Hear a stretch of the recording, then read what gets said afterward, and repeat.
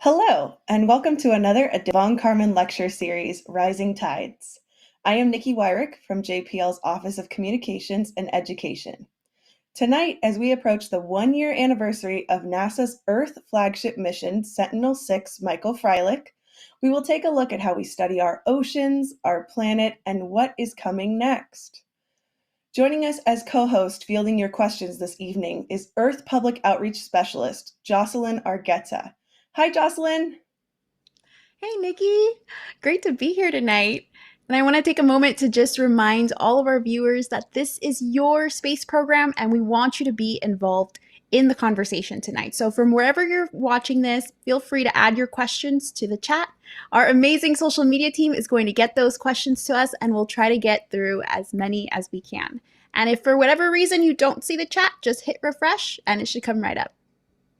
Awesome. Thank you, Jocelyn. We're so glad to have you with us this evening, fielding all those wonderful questions. Just a reminder to all of you watching this evening, if we do run into any technical difficulties, we do ask that you stick with us as we get these sorted out. Now, our speaker this evening, Dr. Josh Willis, is the lead NASA scientist for the JASON and Sentinel-6 satellites, which measure sea level from space. He is also the lead scientist for NASA's recent airborne mission, Oceans Melting Greenland, or OMG. Josh will discuss these missions and how understanding and predicting sea level rise is one of the most urgent problems in climate science today. Hi, Josh. How are you doing tonight? Hi, so good to be here. Thank you. We are so happy to have you, and I'm going to turn it over to you because you've got a lot of great information to share with us tonight. Fantastic. Well, thank you so much. And I just want to say before we start, if you're watching this live, it's Veterans Day, and I'd like to take a moment, if you're a veteran, whether you're watching live or not, to thank you for your service. So let's get started. Why am I here? Well, I'm an oceanographer and I study the oceans using data from NASA satellites of all different kinds. But as Nikki said, I'm also the lead NASA scientist for the Sentinel-6 and JASON missions, which measure sea level from space. So what I really want to talk to you about tonight is climate change, or the warming of our planet. Now, when we think of the planet warming, we typically think of the atmosphere warming. And that's what this first graph that I'm going to show you tells us. Now, I promise I won't show you too many plots like this, but if you'll bear with me, on the bottom axis we have time. This plot goes back to the 1880s. And what we have on the vertical axis is temperature, and this is not just any temperature, it's the average temperature of the entire planet. And this tells us a very simple story that the Earth is getting warmer, and it's getting warmer pretty fast. A degree of warming, a degree Celsius of warming may not seem like a lot, but it's actually a huge change to our climate, and it's happening right now. And the big question, of course, is why? And the answer is actually us. We are actually warming the planet's climate by adding carbon dioxide to the atmosphere and increasing the amount of heat that we trap from the sun. Now, if we look back in time at the record of carbon dioxide since about 500,000 years ago, it looks something like this, where you can see carbon dioxide's gone up and down for about every 100,000 years. And right now, we were actually in a warm period. About 20,000 years ago, we were in a cold period and carbon dioxide levels were low on the planet. And then it started to warm up. Naturally, it warmed up, and we've been in a warm period for about 10,000 years. And during that time, CO2 increased in the atmosphere, and we trapped more and more heat. But if you look back at the last 500,000 years, carbon dioxide today is higher than at any time in the last 500,000 years. And the reason why is right here on the back of this slide. We've been burning fossil fuels, which add carbon dioxide to the atmosphere, and this is trapping extra heat. Now, how does that happen? Well, extra heat is actually added to the atmosphere when sunlight passes through the atmosphere. It actually warms the surface of the Earth, and that warm surface sends heat back out towards space. But as the heat goes back towards space, it's actually different than the light coming from the sun. The light coming from the sun is in the form of visible light, and it goes right through the atmosphere. But the energy that heads back out towards space gets stuck, and the amount that gets stuck depends on how much carbon dioxide there is in the atmosphere. So if we trap this extra heat in the atmosphere, if we add carbon dioxide to the atmosphere, we trap the extra heat and keep it from leaving back out towards space. So what happens to the heat? Now, I said at the beginning, I'm an oceanographer, so you probably have a hint, but you may not realize just how big an influence the ocean is on our planet's climate. And this chart is a stark reminder of just how important the oceans are for understanding what's happening to our planet. Over 90% of the extra heat that we're trapping with the greenhouse gases is warming the oceans. Now, the very first graph that I showed you showed that the atmosphere is warming up. But in fact, the real action, the real place where most of global warming is occurring is in the oceans. And you can think of the atmosphere as sort of like a piece of aluminum foil wrapped around a potato in the oven. If you reach into an oven that's 350 degrees and you grab a piece of aluminum foil, it actually won't burn you if it's all by itself because the aluminum foil can't carry that much heat. But if you wrap it around a hot potato, then you're in big trouble. And the oceans are sort of like the world's heat potato. They trap over 90% of this heat, and they can absorb heat very quickly and very efficiently. So really, when we think about global warming, we should be thinking about ocean warming because that's where most of it is happening. Now, as the planet warms, we see effects all over the world. The oceans are warming, the air is warming, and as this happens, we can see that ice around the planet is actually melting as well.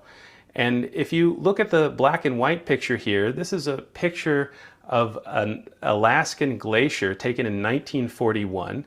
And you can see the ice running through this canyon as it snakes around between mountains. But in 2004, someone went back to the exact same spot and took the exact same photograph, and you can see that the ice has now retreated far into the canyon, many miles into the canyon. And this is something that's actually happening all over the planet. Over 90% of all the glaciers in the world are retreating and getting smaller as the climate warms. And as that happens, it actually raises sea levels around the planet as well, because the ice that's lost from the glaciers runs off into the oceans and adds that extra water to the ocean level, raising sea levels everywhere. Now, we know that sea levels are rising for some really interesting reasons. And one of my favorite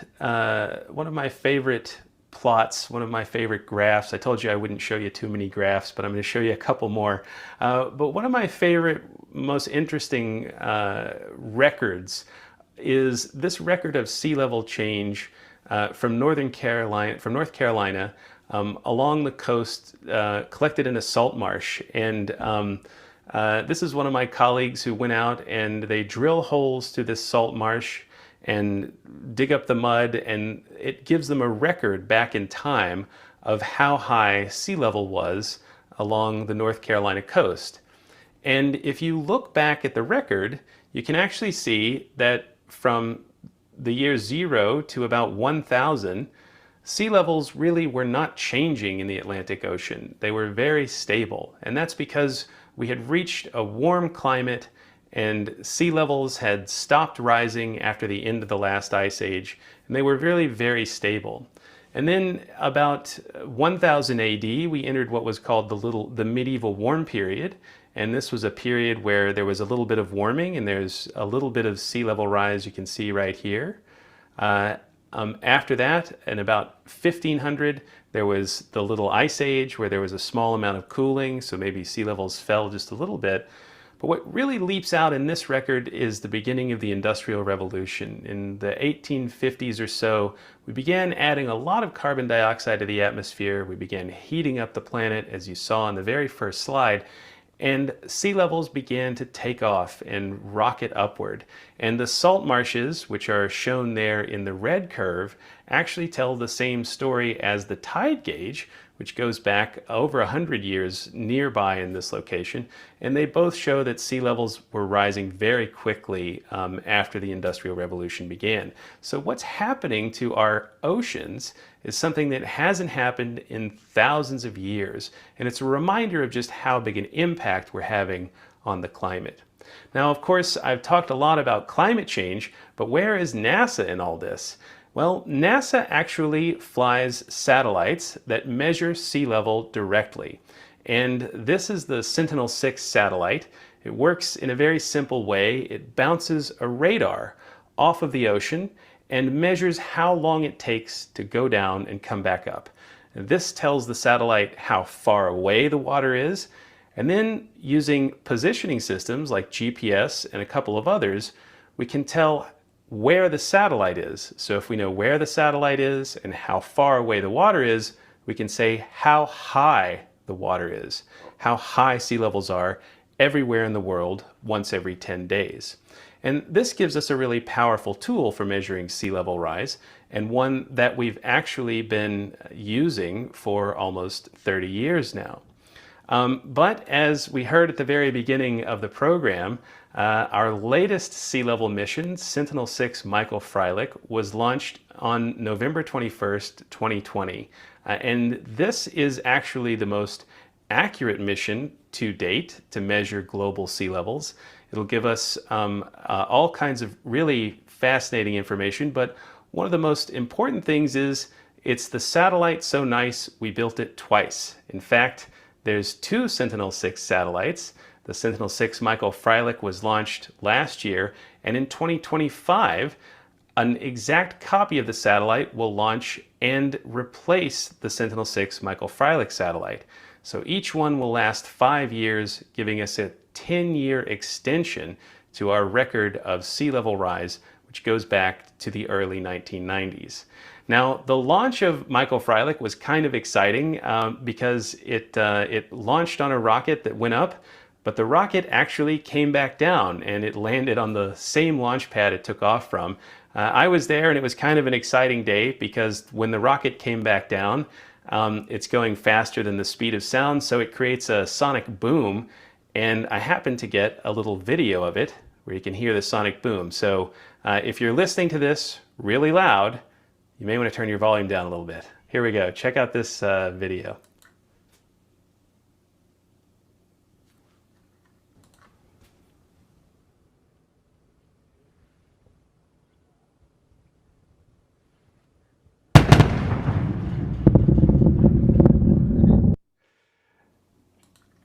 Well, it wasn't just the rocket that made a boom that day. In fact, Sentinel-6 Michael Freilich was a huge boom for advancing our knowledge of sea level rise. And the fact that it launched successfully was incredibly satisfying. And in fact, we've gotten the very first data back from it, was released in June publicly. This image shows the height of the oceans in the Pacific and a little bit in the Atlantic. Red is higher than average by about 10 or 20 centimeters, and blue and green are a little bit lower than average sea level. But what you can notice is actually most of the globe is pretty red. That's because sea levels have been rising now for about 30 years. And I mentioned that Michael Freilich, the Sentinel-6 Michael Freilich satellite, was part of a set of missions that go back to the early 1990s. And this slide gives us a sense of just how lucky we are in the oceanographic community and the climate community to have had a series of satellites that go all the way back to 1992, which starting with Topex Poseidon, which is actually the satellite that got me my PhD. That satellite and its successor, Jason 1, Jason 2, and now Jason 3, have overlapped from one after the next, going all the way back to 1992. And that overlap's incredibly important because it gives us a continuous record of how sea level's changing that is incredibly accurate. In fact, it is so accurate that we can measure the rise of the oceans with an accuracy of just about half a centimeter, that's about a quarter of an inch, once every 10 days. And so every 10 days we get this incredibly accurate look at the average height of the entire planet. Now that's a huge feat because remember, more than 2/3 of the planet's surface are covered by oceans. So as we watch the sea levels change globally, we're literally watching how the Earth is reshaped one week after the next. And when we look at the data, you can see right here this up and down that happens every year, this sort of rise and fall in global sea level. And this is actually due to the exchange of water between the oceans and the land. Every year in the summertime, in the northern hemisphere, the ocean evaporates lots of water up into the atmosphere and it rains down over land. It takes that water some time to reach the ocean again, and during that time, sea level actually falls until the water begins to run back off, and the seasonal cycle shifts to the southern hemisphere, and sea levels begin to rise again. So this rise and fall of the oceans, which is about a centimeter every year, or about half an inch, that is sort of like the heartbeat of our planet. It's like the exchange of water is really telling us how our planet's changing in an incredibly detailed way. But what's fascinating, really, to me, is that if you look at this record that goes back from the early 1990s to today, the most visible part of it, the thing that jumps out at you the most, is the steady rise of the oceans. And I say steady, but it's actually really not steady because the rate of rise has increased, and you can almost see it in this curve. But in the early 90s, the rate of rise was about 2 millimeters per year. In the 2000s, it was 3 millimeters per year. And today, it's between 4 and 5 millimeters per year. So we're literally watching the rate of sea level rise increase from one decade to the next. And it's satellites like the Sentinel-6 Michael Freilich mission and the Jason missions before it that allow us to do this. Now, I want to shift gears just a little bit here and talk for a second about the causes of this rise. And one of the reasons we're seeing this increase in sea level is the melting of the ice sheets. Now, NASA has another neat tool in collaboration with the German Space Agency. It's called the GRACE mission, or now the GRACE follow-on mission. And this satellite is actually a pair of satellites. These two satellites chase each other around the Earth. Their names are Tom and Jerry, in fact, just like the cartoon characters. And whenever the first one goes over something heavy, the pull of gravity causes it to speed up and move away from the second satellite just a little bit.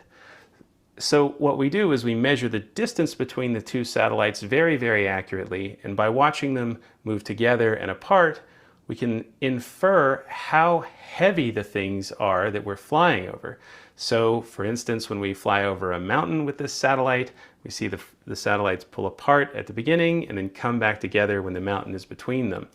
So using this information, we can literally weigh the continents. And when we weigh the continents or the islands like Greenland that are covered in ice, we see that the ice in Greenland is actually disappearing. Now, this animation shows the ice beginning to disappear, and you'll see the red start to appear around the edges of Greenland. That represents tons and tons of ice that are being lost from the edges of the ice sheet. And during the last 15 or so years, Greenland has lost 5 trillion tons of ice, and that's enough to raise sea levels by more than a centimeter, almost 3/4 of an inch. So this rise that we're seeing in the oceans is directly driven by the loss of ice in the great ice sheets like Greenland. Now, before we get too deep into Greenland, I'm going to shift gears again, and we're going to talk a little bit about a mission that I helped propose about in 2014, many, many years ago, called Oceans Melting Greenland, or OMG for short. And I'll show you just a quick little video to give you an introduction to what that mission's all about.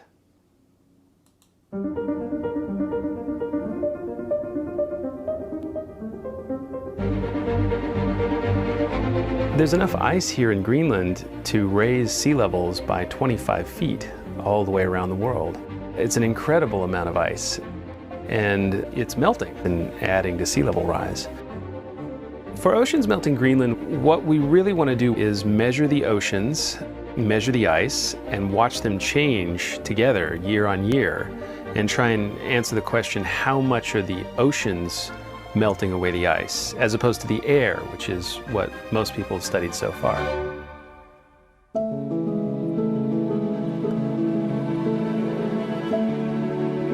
It's really a breathtaking landscape. These giant mountains and canyons are all along the coast. When you look out the window, you really get a sense of just how huge these glaciers are, these gigantic rivers of ice that are draining the ice out of Greenland into the ocean. And then they reach the ocean and it gets all broken and craggy and big chunks fall off. It's incredibly dramatic. Kulasuk is just a tiny little town in southeast Greenland, and we've been launching probes out of here for the past 4 or 5 days. It's already been a fantastic year for OMG measuring the oceans. We launch them right out of this tube right over here. Open up the tube, you can look right down it and see the water passing by, or sometimes the icebergs or clouds or whatever it is we're flying over. 6, 5. We slow down a little bit and we just push these big gray cylinders out of the bottom of the plane, and they fall to the ocean and measure the temperature and salinity when they get there and radio it back to the plane. We're really trying to look at the ice and ocean all the way around Greenland. So we're dropping 250 profilers. We're going to cover the coastline all the way around. And in the spring, we map out the glaciers with a radar, also all the way around. So we're really looking at mapping all of the ocean-ice interactions in Greenland as best we can with one mission.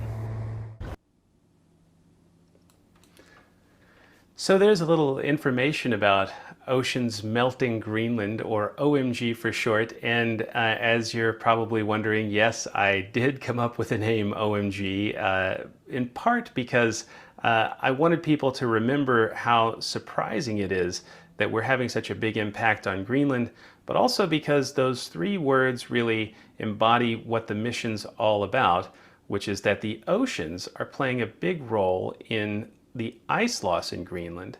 So we started out really thinking about how the Earth was warming, and the oceans reminded us that they play an enormous role in how the climate's changing. Well, Oceans Melting Greenland is zooming in on how they're changing the ice in Greenland. Now, the idea behind OMG, as I said in the video, was to measure both the oceans and the ice and try and understand how changes in the ocean could lead to changes in the glaciers all around the edges of Greenland. You're probably also wondering if I'm wearing the same shirt as I was in that video, and yes would be the answer to that question. So let's take a little deeper dive into the process that allows the oceans to reach in and melt these glaciers. Now, we normally think of Greenland as melting from above, like a big ice block under a hairdryer. But actually, the ice on Greenland is sliding off into the ocean in the form of these glaciers. And if we look at how the glaciers are changing, we can actually get an idea of why the oceans might be playing such an important role. Now, many of the glaciers in Greenland reach right to the sea, and as melt from the surface accumulates on the ice, it actually drills a hole down through the glacier, and it allows the water to run underneath the glacier along the glacier bed. This meltwater, when it reaches the ocean, it's actually very fresh, which means it's much lighter than normal seawater. So this fresh water begins to rise up the face of the glacier. And as it does, it runs into a very interesting situation because the water around Greenland is warm down deep. It's warm in the deep parts because that water is salty and from the Atlantic Ocean. Now, as the water rises up the face of the glacier, it actually eats away at the bottom and eventually breaks off a chunk of the glacier in a process called calving. And as calving increases, then the glacier can actually retreat, and if it retreats, it speeds up, dumping more and more ice into the ocean more quickly and driving sea levels higher and higher. So the ocean temperature, the water that's actually reaching up towards the glacier and warming it, is actually really important for the speed at which the glaciers calve off and the rate at which they speed up and dump ice into the oceans. So that's sort of how the oceans can affect Greenland. And for Oceans Melting Greenland, this was an airborne mission. So we used airplanes to try and understand these two questions. And we flew the airplanes around for 2 different surveys each year for 4 or 6 years in the case of the ocean. For the ocean part of the survey, we dropped those cylinders out of the airplane. They fall to the water and actually split into 2 parts. One part stays at the surface and radios the data back to the plane, and the other part falls down connected by a very thin wire and measures the temperature and the saltiness as it goes. The ice survey looked at how the ice edge changed with a radar. So when we looked at these things together, we tried to understand how changes in the ocean could lead to changes in the ice, and our records really showed us that the oceans are playing a huge role in how quickly the ice retreats. Now, one of the things we saw were really beautiful scenes like this one, which show the ice edge with a large plume. This is what the plumes actually look like in real life when they reach all the way to the surface. We flew past this plume and dropped a sensor into it, measuring it all the way down to the seafloor. It was a very exciting day. Now, these plumes, as you can imagine, are important places for us to measure. And this year, when we were in Greenland in August, in September, we found a single plume on a very big glacier in East Greenland. And this picture on this picture here with the blue plume pointed out, the plume pointed out in blue, is actually a satellite image that I saw the day before we got in the airplane and flew all the way across the ice sheet. And we did this just on the basis of this picture, because in that tiny plume, we realized that there would be water coming up and reaching the surface, and it was an opportunity to measure the oceans right next to the glacier edge. When we got there, what we saw was here, where you can see this huge open area of water, which is about 300 feet across in diameter, right next to the ice edge, which is a couple 100 feet tall. So it was an incredibly beautiful thing to see, but one that we were actually able to measure because we were able to use satellite images like this one and get from one place to the other across the ice sheet with our really cool looking airplane, which was a DC-3. Now, we also got to fly around and see neat things like icebergs. which you can see here in this flyby. You'll notice as the wingtip goes by, the iceberg is actually higher than our wingtip. So some of these things are really enormous, and it's a reminder of just how much ice is coming off of the ice sheet, which is important for sea level rise. Now, in the first couple years of OMG, we actually measured one of its biggest glaciers and found that this glacier was actually growing. This was a big surprise because Greenland's fastest moving glacier, called Jakobshavn, had actually been in retreat for about 20 years. Now, Jakobshavn is on the western coast of Greenland, and it's next to a huge bay right here. And inside this long fjord, right where the pointer is right now, is the edge of this mighty glacier, which is known locally as the Ilulissat Glacier. Now, this glacier is famous among glaciologists because it's been retreating so fast, but in the first year of OMG, or the first 2 years of OMG, we found that the glacier was actually growing. And these images, which were taken by our aircraft measuring the glacier, show in blue where the glacier was actually getting thicker from one year to the next. And this happened from 2016 to 2017, 2017 to 2018, and 2018 to 2019. So why was it getting thicker?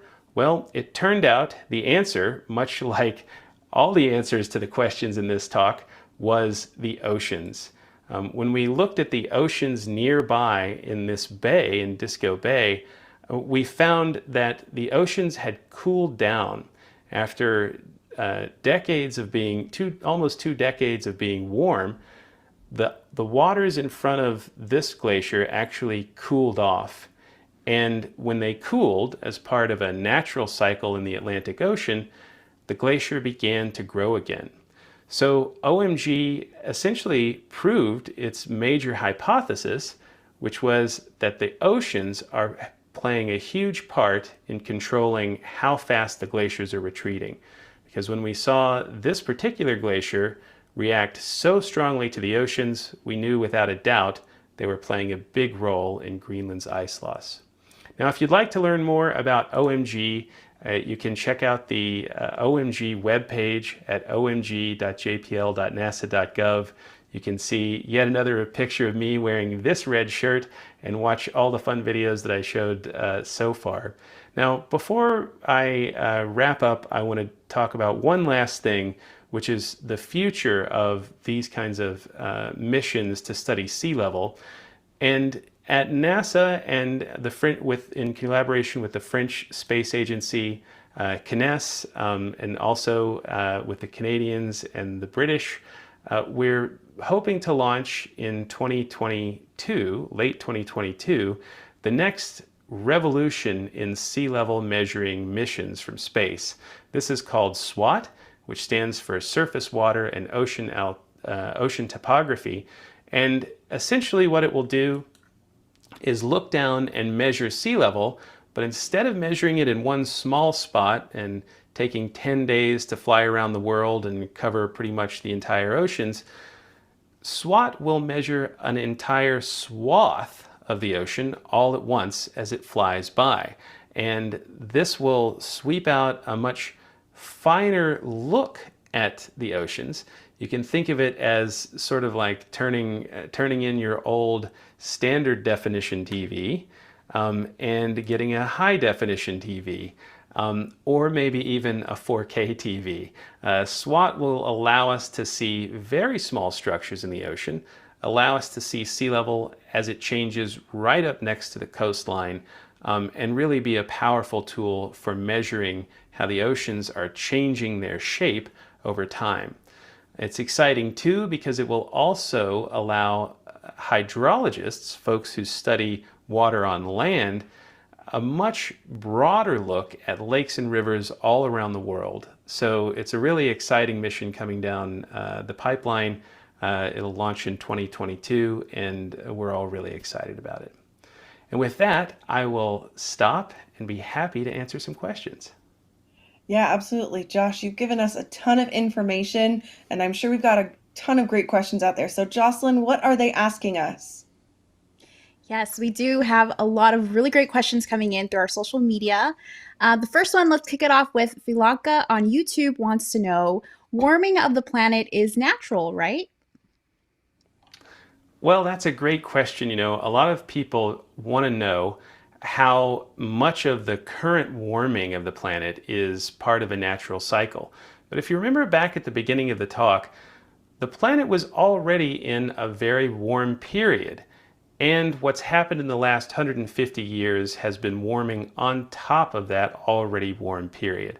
So the warming that's happening today, the warming that's happened since 1850, that's almost entirely human caused, and it's driven by adding fossil fuels to the burning fossil fuels and adding carbon dioxide and other greenhouse gases to the atmosphere. Great. And JB Maps on YouTube has a great follow up question to that. They want to know, does NASA keep up with all the underwater volcanic activity going on? And does the volcano have anything to do with oceans heating up? Well, that's a great question. There are sources of heat in the ocean from down below. There are underwater volcanoes. There are things like hydrothermal vents. But when you compare the amount of heat that comes out of all of those volcanoes and vents all around the world, with the heat that we get from the sun every day, it's really, really tiny, way too small to be a major impact on today's warming. So, do we track every volcano from space? We don't track every volcano from space, but we do know about how many there are and about how much heat is coming up. And we're pretty sure that it's way too small to be a major cause of today's warming. Not to mention that if you look at the planet, it's warming from the top down and not the bottom up. Interesting. And now switching gears to a little bit about your time out in Greenland with OMG, DT on YouTube wants to know what kind of aircraft does the team fly with? Oh, that's a great question.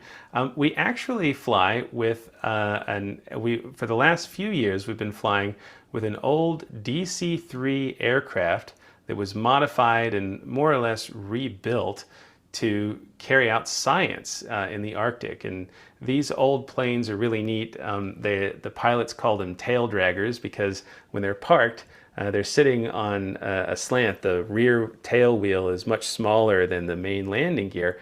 And so when you take off, you're already tilted up, and then the tail comes up like this and you take off.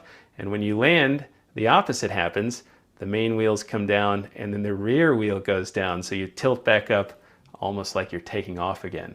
But they're really, really neat planes and fantastic tools for science.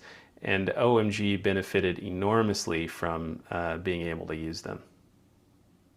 Amazing. And I know that you get a lot of great data from up there. Mike on Facebook wants to know how much uncertainty is in the measurements, plus or minus, what's a rough estimate? Well, of course, with any measurement, the uncertainty depends on what it is you're trying to measure. So when we're talking about things like global sea level rise, for example, every 10 days we get an estimate of the average height of the oceans with an error bar and uncertainty of about half a centimeter or a few millimeters. Now, we get many of these per year, so if we average together a year of data, we can really say how high the oceans are from one year to the next with an accuracy of just a millimeter or so. And that's what allows us to see the rise and fall of the oceans that I talked about with the exchange of water between ocean and land, like the heartbeat of the planet. But it's also what allows us to see the increasing sea levels caused by the warming of the planet with really a fantastic accuracy. Interesting. Dan Cooper on YouTube is asking, don't the oceans absorb most of the carbon dioxide as well? That is a really great question. The oceans absorb a lot of the carbon dioxide. It's between a quarter or a third, something like that, depending on how long a period you look at. But it's important to remember that the CO2 is not just staying in the atmosphere. A big chunk of it is being absorbed by the oceans. And that means that even if we were to somehow, which would be very difficult, take carbon dioxide out of the atmosphere, some of what we added to the oceans could come back to haunt us. So we're not just adding CO2 to the air, we're adding it to the oceans, which also makes the oceans more acidic. And this has a big impact on marine life and marine ecosystems, and one that we're really just beginning to understand. You've given us so much great information about sea level rise and how it's happening. And looking to the future, TKO Scarloves on YouTube wants to know, what do you think will happen to the future at this rate with sea levels rising? Well, one thing that's clear is that sea levels are going to continue to rise for a very long time. The warming that we've already caused is going to continue to raise sea levels at a slow rate for up to thousands of years from now. So we're looking at continued rise, but the question really is, how much rise do we want to allow? And some scenarios are feasible where we could have many feet of sea level rise in the next 50 or even more in the next 100 years. And if we allow that to happen, it would really be devastating to millions and millions of people along the coast. In fact, every centimeter, or about a half an inch, of sea level rise affects another 3 million people worldwide, with increased frequency of flooding, erosion of coastlines, and damage to infrastructure. So it's really a creeping problem, and one that's not going to go away anytime soon. Well, Josh, thank you for answering those wonderful questions and for sharing this very important information for us. Unfortunately, that is all the time we have for tonight. I want to thank you, Josh, as our speaker, Dr. Josh Willis, for your insight and excitement tonight. I also want to take a moment to thank you, Jocelyn, for being our wonderful co-host, and for all the people behind the scenes who really make these talks possible. And finally, a big thank you to all of us who join us every month for these wonderful talks. Please remember, you can watch past Von Karman lectures on JPL's website or YouTube channel. As this is the final lecture of 2021, we hope you have a happy and safe holiday season, and we will see you next year for our January talk, where we will continue this conversation with the Surface Water and Ocean Topography Mission, or SWOT. Thanks again for joining us this evening, and we'll see you in 2022.